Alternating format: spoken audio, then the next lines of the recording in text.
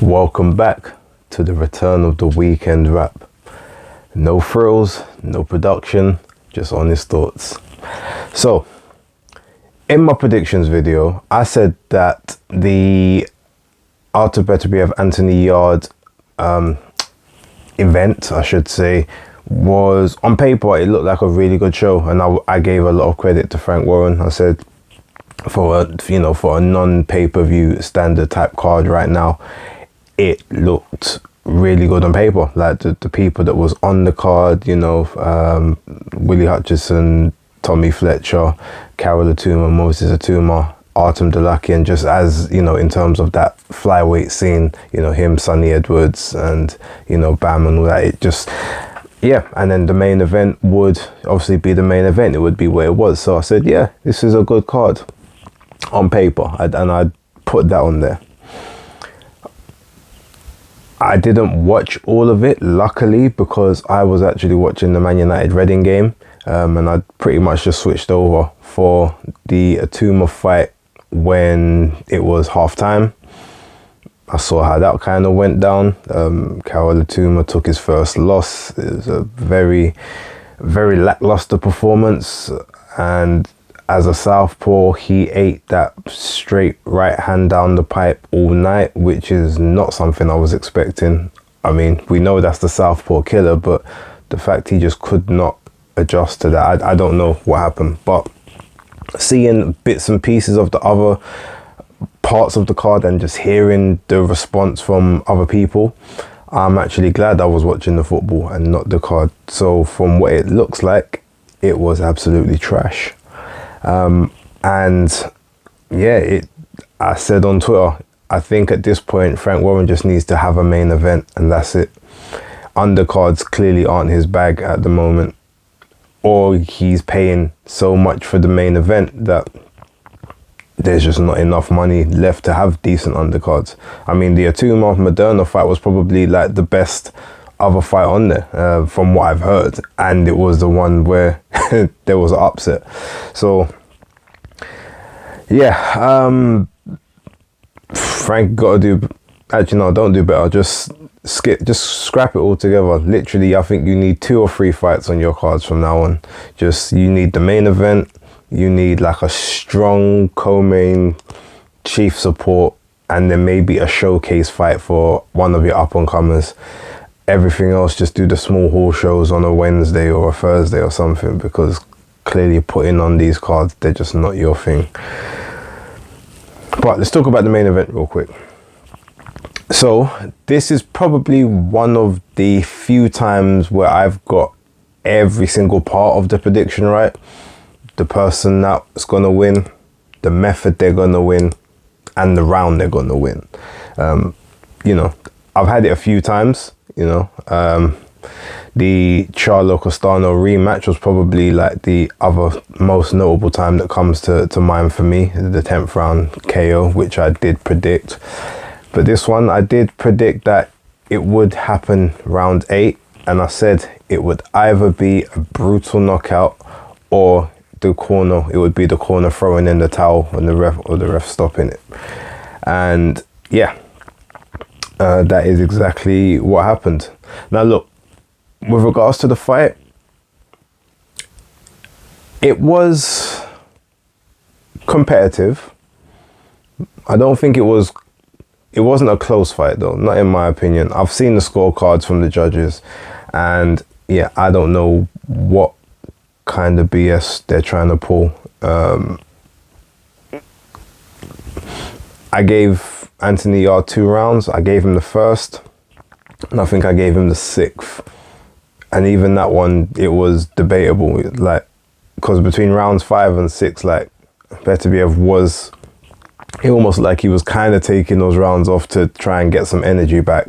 But Yarde would do good work and then would just get himself spun into a corner and then just get unloaded on. And you can see that every time Beterbiev was hitting him, there was visible signs of distress, whereas every time that Yarde hit Beterbiev, he felt them. He definitely felt those shots, but it's almost like, okay, I've dealt with this before. he was a lot more composed at every opportunity. And any time that he thought Yarde was getting ahead, he stepped out, he circled, he used his legs, he used his movement. Just overall, like the level of skill boxing wise just showed at this point. Now, I'm not even going to say that Yarde did better than I thought he would, because I knew he would try his best. He would make it as competitive as he could, which he did. He had moments of success in every fight. I mean, in every round. But those moments of success just weren't enough to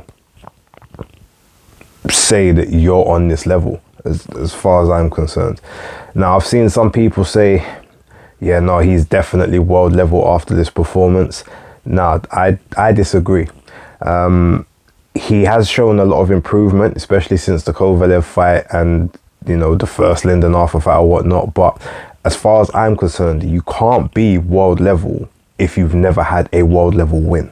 And I say that to all the British light heavyweights. The only one who to me is world level is Callum Johnson, because he's actually done it at world level, at super middleweight, and then at upper European level at light heavyweight. Technically, actually, no, you know what? You could say that he's, because of the Castillo fight, where obviously he was a world level type operator, because he's actually had wins at that level, and Callum Smith beat him in brutal fashion. So I can understand why people say, oh, a great performance means that you should be mixing it at this level. And yes, I don't think he should be going back to fighting professional masseuses like he was doing before. But to say that you're world level coming off of yet another loss, I don't know. To me, that sounds mad.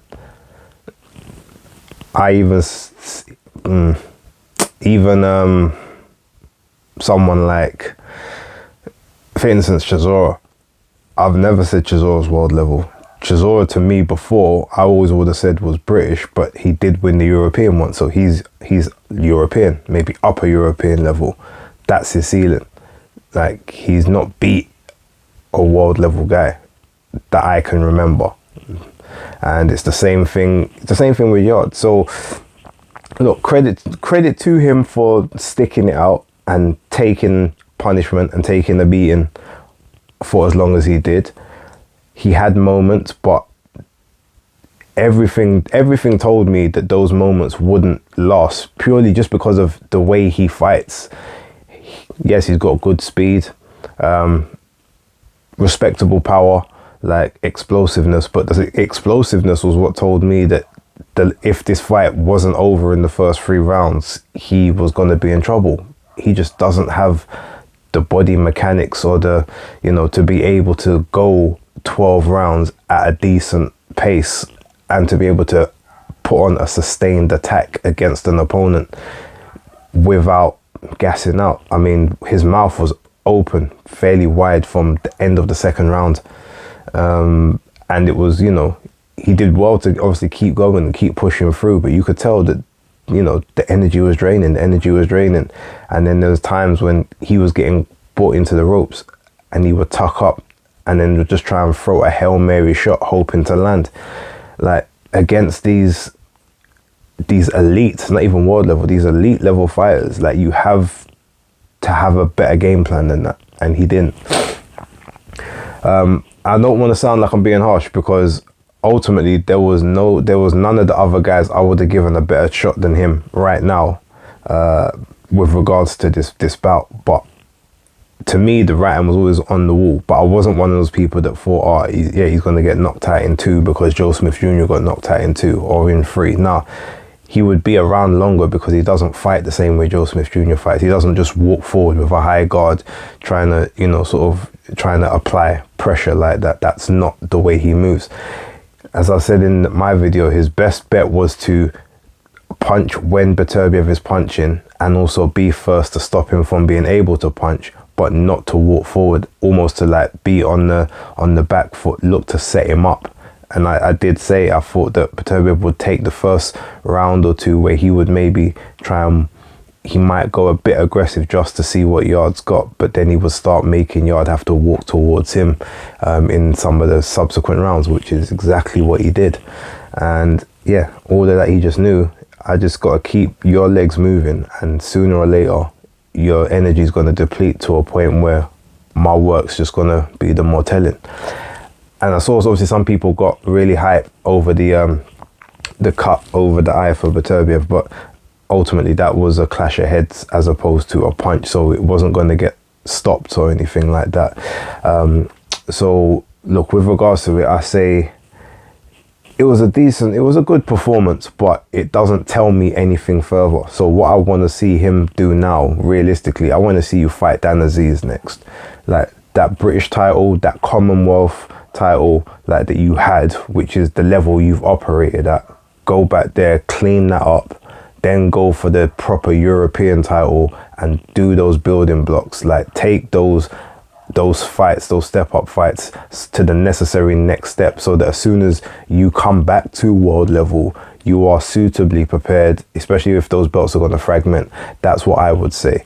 And in the end of the day, it's not the end for him, to be honest, because George Groves, it took him 4 chances, it took 4 attempts before he won his first world title. But by the time he was there, you could tell that that was his moment. Now it's just time for the building blocks. There was other boxing on last night, but I haven't watched any of it yet. I was watching something a lot more enjoyable. So yeah, I will watch that later on. Maybe I'll give some takes on that on Tuesday on the breakdown. But this is just sort of my quick thoughts of what happened last night, and I'm going to leave it there because I've got to rush off and do something. But yeah, that's weekend wrapped up for me, and I will chat to you lot on the next one.